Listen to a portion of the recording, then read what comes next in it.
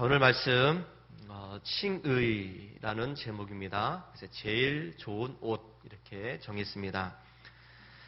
예수님을 믿고 구원받은 우리들에게 이 칭의라는 이 교리는 정말로 중요한 내용입니다. 이 칭의 이게 칭자는 한자로는 이제 일컫다라는 이제 칭자입니다. 이제 뭐라고 이제 부른다는 것이죠.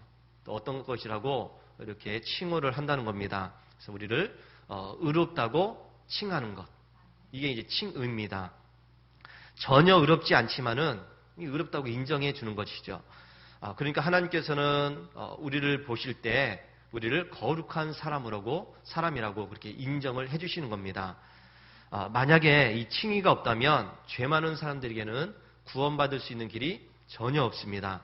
이 죄라고 하는 것은 내가 열심히 노력하고 열심히 애를 쓰고 선한 일을 많이 하고 또 자기 스스로가 어떤 힘든 고행을 한다고 해서 이게 이제 죄가 없어지는 것이 아닙니다. 그러니까 이 죄라고 하는 것은요, 내 노력으로 되는 것이 아니라는 것이죠.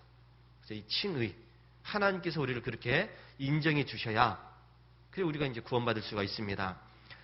지난주에 웨슬리 목사님이 철저하게 신앙생활을 했다고 그랬습니다. 어렸을 때부터 경건생활 잘했다고 그랬잖아요. 늘 기도 시간, 늘 말씀 읽고, 늘 또 착한 일도 많이 하고, 또 전도도 열심히 하고, 이거에 시간 정해가지고, 여기에서 틈을 보이지 않았습니다. 아주 정확하게 그런 일들을 했습니다.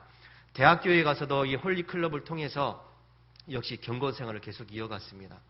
여기에서 많은 이제 학생들을 모아서 같이 말씀 읽고, 기도하고, 전도하고, 또 여러 가지 신앙적인 훈련도 하면서 그렇게 스스로가 많은 노력을 하게 됩니다. 이 웨슬리 목사님이 이렇게 목사 안수를 받고 이제 더 열심히 하기 위해서 내가 더 구원받기 위해서 내가 이제 미국에 가서 선교사가 되어야 되겠다. 그래서 미국에 넘어가서 2년 6개월 동안 또 선교사 생활도 하게 되죠. 자, 여러분 이렇게 열심히 하면서 이 웨슬리 목사님은 자기는 구원받을 수 있는 그런 믿음이 되어 있다고 생각을 합니다. 왜? 열심히 했으니까. 누구보다도 철저하게 신앙생활을 했으니까. 구원받는 데 있어서는 문제가 없다고 생각했습니다. 근데 여러분, 이 웨슬리 목사님이 미국으로 이게 선교사가 되어서 가는 그 과정 속에서 큰 충격을 하나 받습니다. 영국에서 미국으로 이제 배를 타고 이제 가게 되는데 그 배를 타고 가면서 큰 풍랑을 만나게 됩니다. 그 대서양 한복판에서 풍랑을 만나서 배가 뒤집힐 수 있는 그런 위험한 상황을 만나게 되죠. 이때 웨슬리 목사님이 죽음에 대한 공포를 느낍니다. 내가 이러다가 죽겠구나. 이 죽음에 대한 공포를 느끼는 것은 누구나가 할 수 있는데, 근데 더 큰 문제는요, 내가 천국 갈 수 있나? 아마 여기까지 연결이 되니까, 이렇게 죽으면 안 되는데, 여기서 죽으면 안 되는데, 내가 좀 더 노력하고서 확실하게 구원받아야 되는데, 아마 이런 마음 때문에 더 두려워하고 또 공포를 느끼고 떨었던 것 같습니다. 근데 여러분, 웨슬리 목사님은 자기는 이렇게 철저하게 신앙생활하고 훈련하고 이렇게 했는데 그 미국에 가는 그 배 안에서 이렇게 두려움에 대한 죽음에 대한 공포를 느끼고 이런 상황입니다. 근데 저 배 쪽 한쪽 칸에서 찬송 소리가 들립니다. 기도 소리가 들려요. 가서 봤더니 이제 모라비안 교도들이라고 그럽니다. 독일에서 신앙생활을 하고 있는 이 모라비안 교도들이 한쪽에 모여서 열심히 찬송하고 기도하고 있거든요. 이 사람들은 죽음에 대한 공포가 전혀 없었던 것 같아요. 늘 이렇게 찬송하면서 기도하는 그 모습들이 너무나도 선한 모습이었습니다. 이거 어떻게 된 건가? 저 사람들은 어떤 믿음이기에 저렇게 마음이 평화로울 수가 있을까? 이 죽음 앞에서. 자기는 지금 두려워서 떨면서 이렇게 죽으면 안 되는데 그런 두려움이 있는데 이 사람들은 그 위험 속에서 찬송하면서 기뻐하면서 또 기도도 하면서 평안하게 있거든요. 이 충격을 받습니다. 그리고 이제 미국에서 2년 6개월 동안 그 문제에 대해서 계속 고민하면서 이제 선교사 생활을 하게 되죠. 근데 이 웨슬리 목사님이 그 선교사 생활에 대해서는 실패를 했어요. 2년 6개월 동안 내가 다른 사람을 위해서 다른 사람들의 구원을 위해서 열심히 노력하고 힘을 썼는데 나를 구원할 사람은 누군가? 이러면서 결국은 돌아왔습니다. 미국에 가서 선교사 생활하는 것을 실패를 했다는 것이죠. 내가 다른 사람을 구원하기 위해서 그렇게 노력했는데 나를 구원해 줄 수 있는 사람이 누군가? 이런 의문점을 가지고 영국으로 돌아오죠. 그러고 나서 그 모라비안 교도들을 찾아갑니다. 이 사람들이 어떻게 신앙생활을 하고 있는가를 보게 되죠. 그래서 여러 번 그 사람들을 만나서 같이 대화를 하고 당신들은 어떤 믿음을 갖고 있습니까? 당신들은 어떻게 예배합니까? 늘 가서 이렇게 교제를 하게 됩니다. 그러다가 1738년 5월 24일 웨슬리 목사님 회심한 날이에요. 이날도 저녁 때쯤 그 모라비안 교도들의 예배에 이제 참석을 하게 됩니다. 뭐 가고 싶은 마음은 없었지만은 그래도 한번 가봤어요. 그래서 그 예배에 참석하면서 있는데 어떤 사람이 로마서의 말씀을 읽습니다. 그래서 오직 믿음으로 구원받는다. 하는 이 말씀을 읽을 때 이 웨슬리 목사님 마음이 뜨거워지기 시작했다는 것이죠.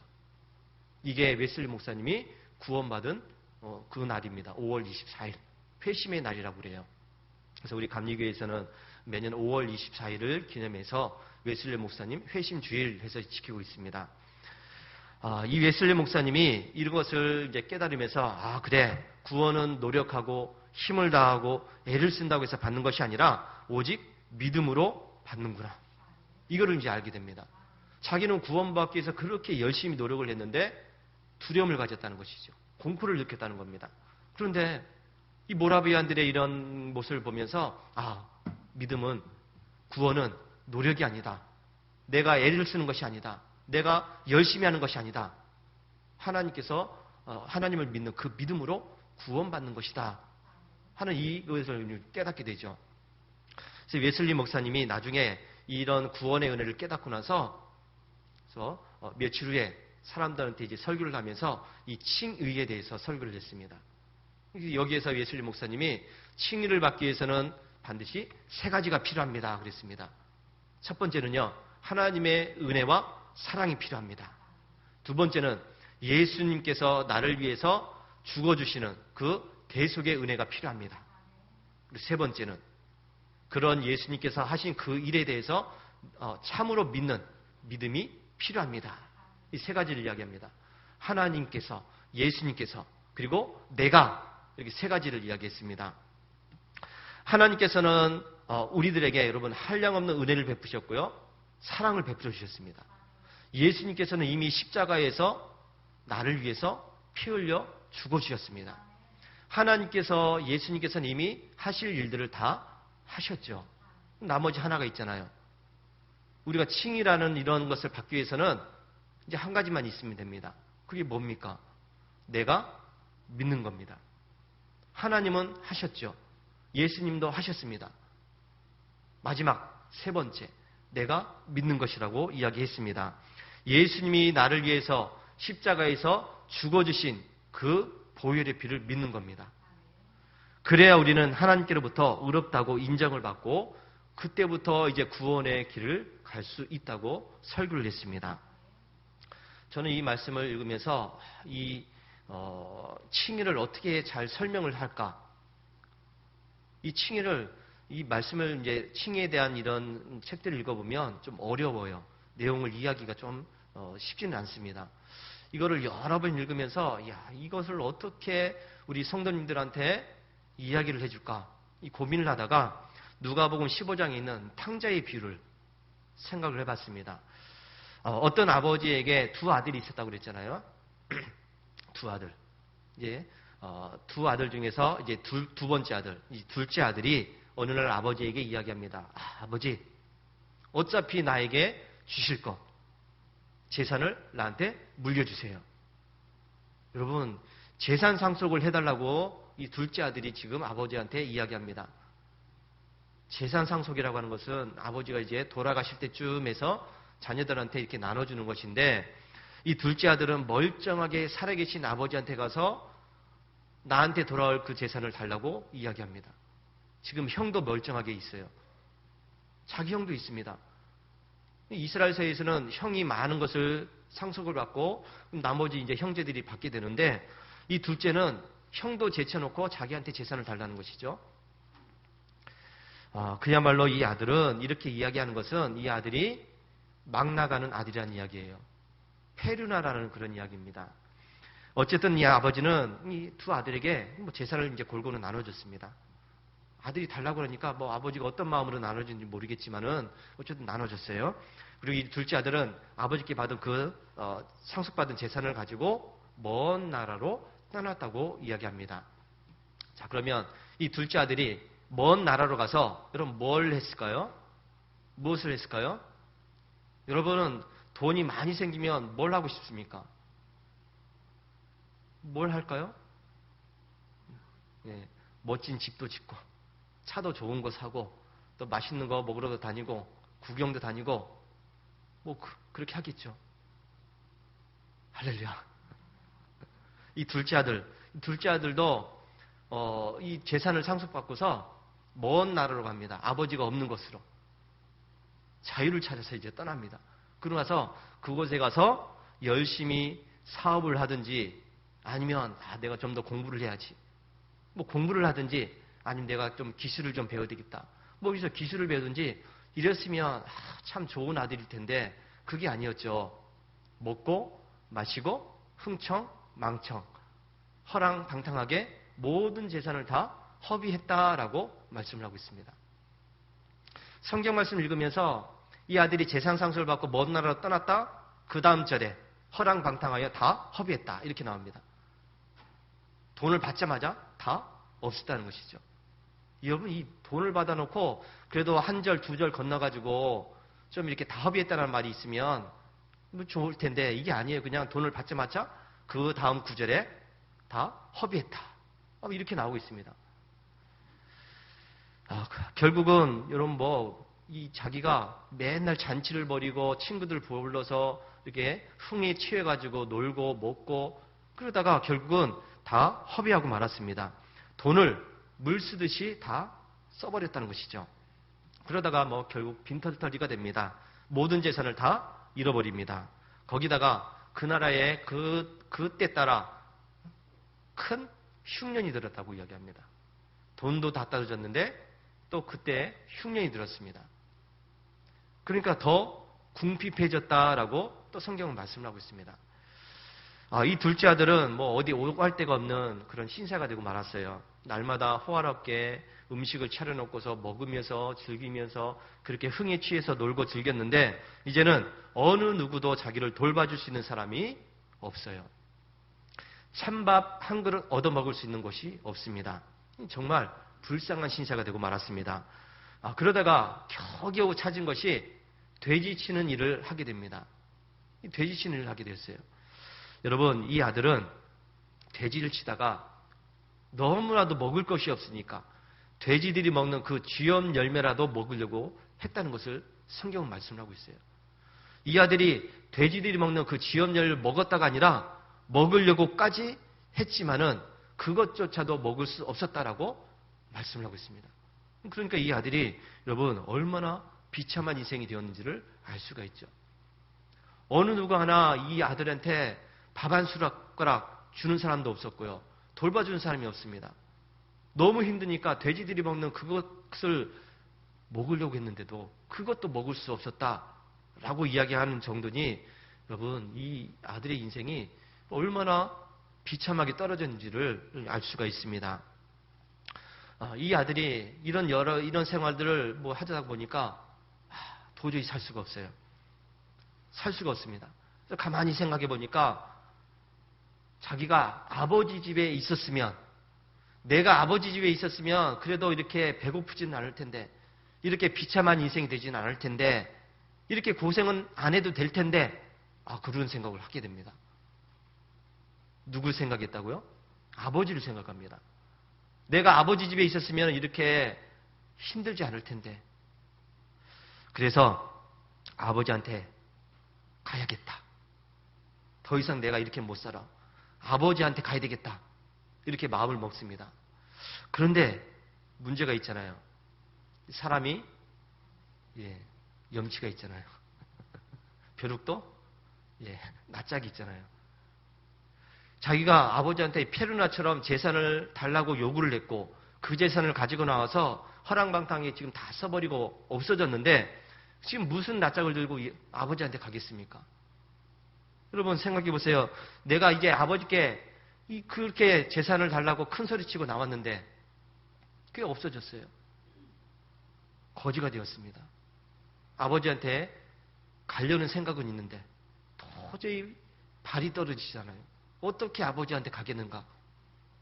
그래서 생각해낸 것이 또 뭐냐면 내가 아버지께 죄를 지었으니까 어떻게 해야 내가 아버지께 갈 수 있을까? 그러다가 생각해낸 게 내가 이제부터는 아버지의 아들이라고 안 해도 되니까 아버지 아들로 가는 것이 아니라 그 집에 있는 일꾼으로 종으로서 내가 가야 되겠다.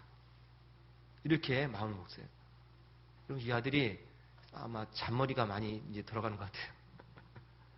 아버지의 아들이 아니라 내가 아버지 집에서 일하는 일꾼으로 내가 들어가야 되겠다. 이런 마음으로 지금 아버지를 찾아가려고 하고 있습니다. 이 아들이 이런 마음을 갖고 집으로 돌아오면서 여러분 어떤 생각을 가졌을까요? 내가 이렇게 아버지한테 가면 아버지가 나를 받아주실까? 아버지가 나를 받아주실까? 괜히 갔다가 아버지한테 혼나고 매를 맞고 쫓겨나는 것이 아닐까?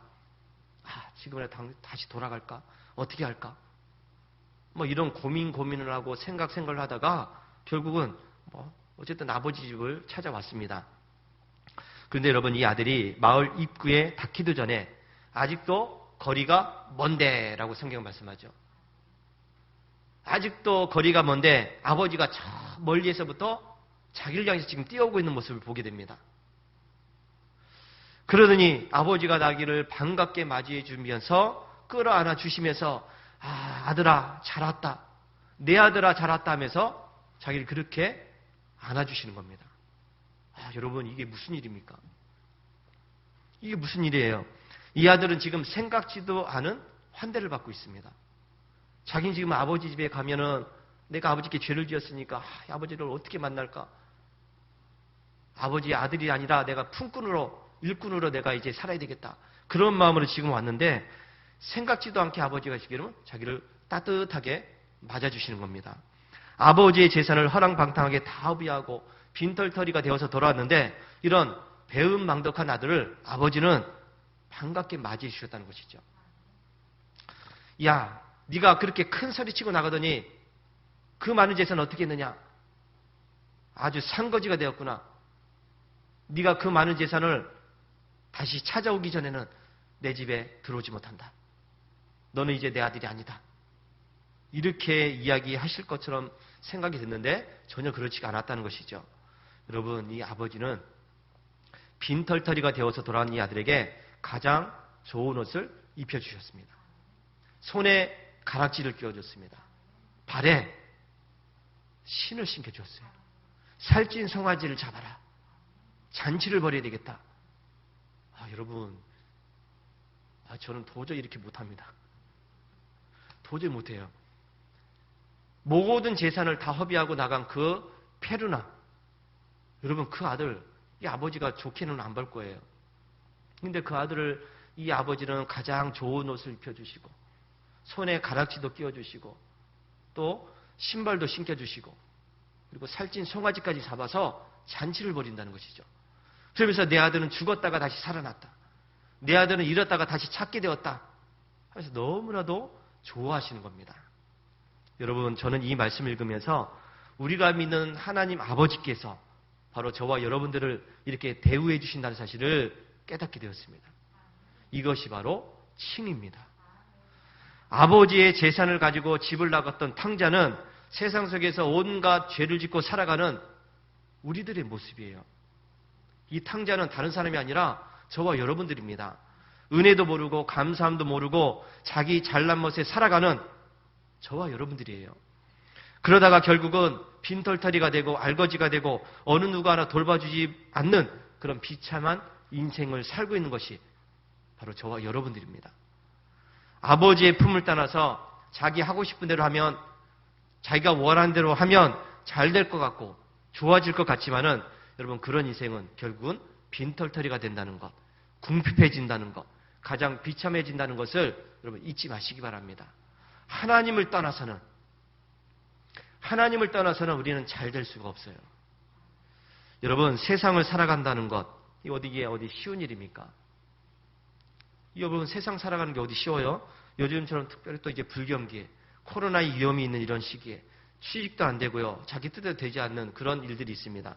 그러다 결국은 여러분 안 되니까 해도 안 되니까 포기해버리고 많은 사람들이 참 많이 있잖아요. 젊은이들이 많은 것을 지금 포기하면서 살아가고 있는 것을 보게 됩니다.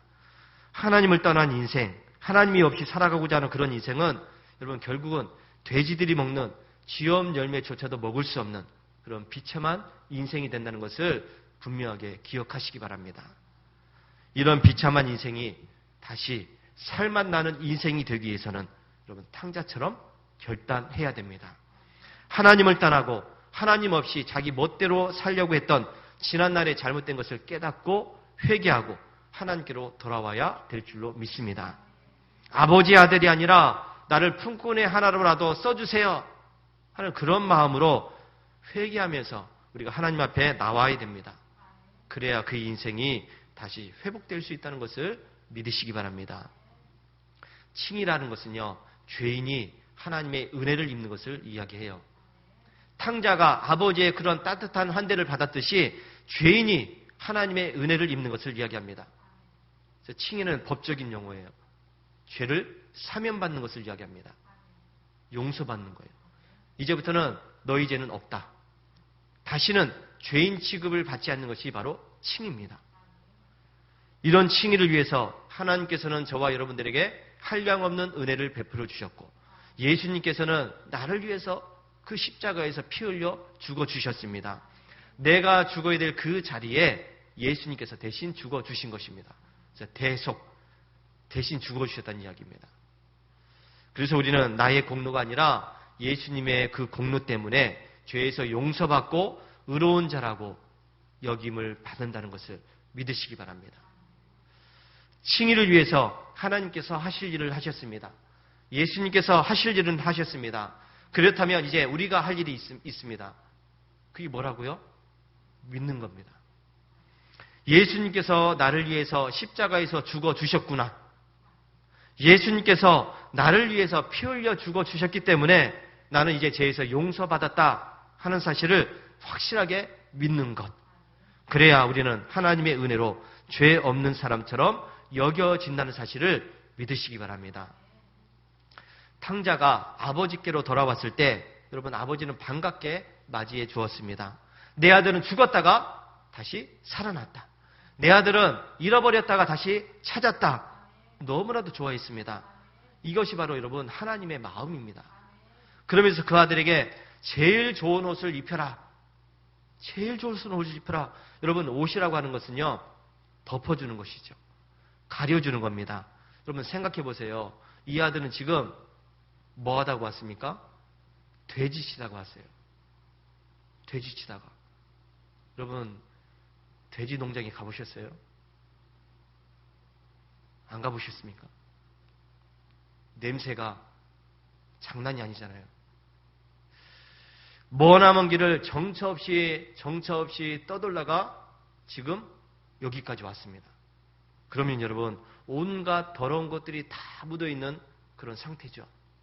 여러분 어디 목욕이나 제대로 했겠습니까? 옷이라도 뭐 깨끗한 거 입었겠어요? 그렇지 않습니다. 냄새는요 말도 못하게 났을 거예요. 몇 날 못 씻었으니까. 돼지 치다가 그 돼지리 똥도 치우고 뭐 이렇게 하다 보니까 냄새도 배고 또 머나먼 길을 걸어서 그렇게까지 왔습니다. 얼마나 지저분합니까? 얼마나 더럽습니까? 얼마나 냄새가 나겠습니까? 그런 아들을 이 아버지는요 아무런 책망 없이 묻지도 따지지도 않고 제일 좋은 옷으로 덮어주었습니다. 이것이 바로 칭입니다. 예수 그리스도의 십자가의 보혈로 더럽고 추한 나의 모든 죄를 덮어주는 것. 하나님의 무한하신 사랑과 은혜로 냄새나는 나를 덮어주는 것. 이것이 바로 칭이라고 할 수가 있습니다. 내가 무엇을 열심히 했기 때문에 내가 노력해서 잘했기 때문에 내가 하나님 마음에 딱 들었기 때문에 하나님이 기분이 좋아서 나를 덮어주고 나를 가려주는 것이 아닙니다. 나는 여전히 더럽지만은 나는 여전히 추하지만은 하나님은 그런 나에게 묻지도 따지지도 않고 예수 그리스도의 이 보혈로 덮어주는 것. 이것이 바로 하나님께서 우리를 의롭게 여기시는 하나님의 모습이라는 사실을 기억하시기 바랍니다. 여러분, 이 칭의는 다시 회복하는 것입니다. 웨슬리 목사님은 인간의 본래 모습으로 회복하는 것을 칭의라고 했습니다. 본래의 모습이 뭐죠? 인간이 창조된 후에 타락하기 전의 모습. 하나님과 교제하면서 인격적인 대화를 나누고 하나님의 선하심을 순수하게 반영하면서 살아가는 하나님의 형상으로 돌아가는 것을 칭의라고 했습니다. 인간이 죄를 짓고 타락하기 전의 모습으로 돌아가서 하나님과의 관계를 다시 회복하는 것. 이것이 칭의입니다. 여러분, 탕자가 아버지께로 돌아왔을 때 아버지는 그에게 제일 좋은 옷을 입혀주셨고 손에 가락지를 끼워줬고 발에 신을 신겨주었습니다. 이것은 이 아버지가 이 탕자를 아들로 다시 받아들였다는 그런 의미예요. 일꾼이 아니라 종이 아니라 그 아들에게 제일 좋은 옷 반지를 끼워주고 신발을 신겨주고 내가 너를 다시 아들로 받아주겠다. 관계 회복을 이야기합니다. 여러분, 저와 여러분들은 하나님의 칭의를 받은 사람들입니다. 믿습니까? 그래서 저와 여러분들을 하나님께서는 하나님의 자녀라고 부르시는 겁니다. 하나님을 향해서 아버지라고 부르라고 말씀을 하고 있습니다. 하나님과의 우리의 관계, 아버지와 아들의 관계를 다시 회복시켜 주신 것입니다. 여러분, 이것은 우리가 노력해서 받은 것이 아니라 예수님께서 만들어 주신 겁니다. 우리는 이런 예수님을 분명하게 또 확실하게 믿어야 될 줄로 믿습니다. 세상 풍파에 흔들리지 말고 의심하지 말고 낙심하지 말고 믿어야 될 줄로 믿습니다. 그래서 하나님의 칭의는 내가 받아들여야 되는 겁니다. 내가 믿어야 되는 겁니다. 노력해야지, 더 열심히 해야지, 더 잘해야지가 아니라 그냥 하나님께서 하신 일들, 예수님께서 하신 일들을 그냥 받아들이는 것이죠. 그래야 하나님께서 나를 의로운 자라 여기시고 그 의로움을 통해서 온전한 믿음의 길을 갈 수 있게 한다는 것을 믿으시기 바랍니다. 여러분들이 하나님의 은혜로 또 믿음으로 그 받은 그 칭의를 온전히 지켜나갈 수 있게 되길 바랍니다. 그래서 이 구원의 길을 온전히 이루어가는 우리 성도들이 되시기를 주의 이름으로 축원합니다. 할렐루야.